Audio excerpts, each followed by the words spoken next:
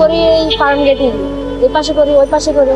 খালাতো বোন আছে, ওর পরামর্শতেই আমি দোকান অনেক চেষ্টা করছি, কিন্তু কোনোভাবেই হয় নাই। যেমন ধরেন, যদি বড় একটা দোকান নিয়ে বসি তাহলে অনেক বড় চালানোর দরকার আছে, কিন্তু আমার মায়ের কাছে অত অত টাকা নাই যে আমাকে দিবে, বা আমার কাছেও নাই। সেজন্য আমার কাছে যতটুকু ছিল আমি ততটুকু দিয়েই এটা শুরু করছি।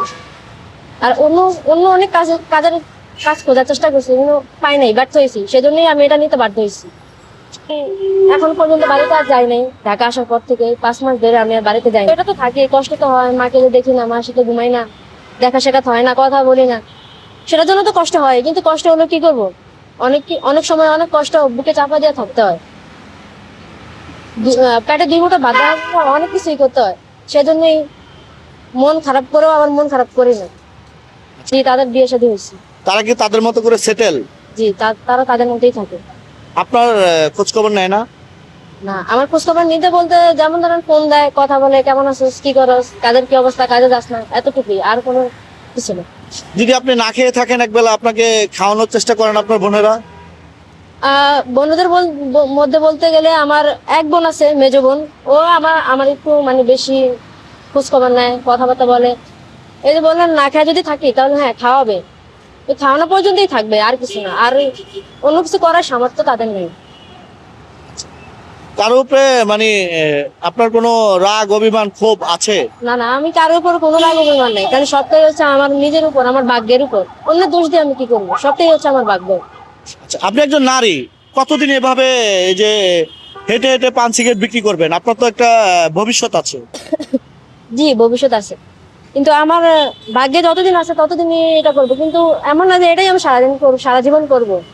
আমি আল্লাহর উপর বিশ্বাস রাখি যে উনি একদিন না একদিন আমার ঠিকই ভালো একটা অবস্থানে নিয়ে যাবে, ভালো একটা অবস্থান করবে। আমি যদি সৎ পথে থাকি, আমার মন যদি সৎ থাকে, ইনশাল্লাহ আমি আশা করি আমার একটা ভালো ভালো দিন আসবে। আমিও ভালো একটা কাজ করব।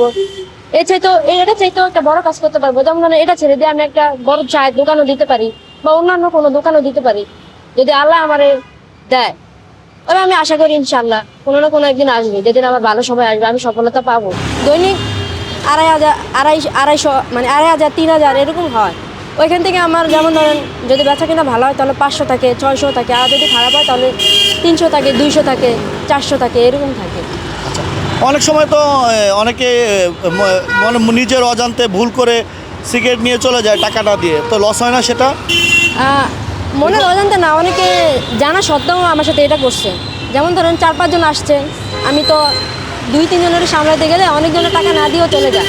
আবার অনেক সময় এমনও হয়েছে যে রাস্তা মাঝখানে মেন একটা গাড়ি থামলো, সিগারেট নিল, দিলাম, দেওয়ার মাঝখানেই উনি চলে গেছে। এরকম অনেক হয়েছে।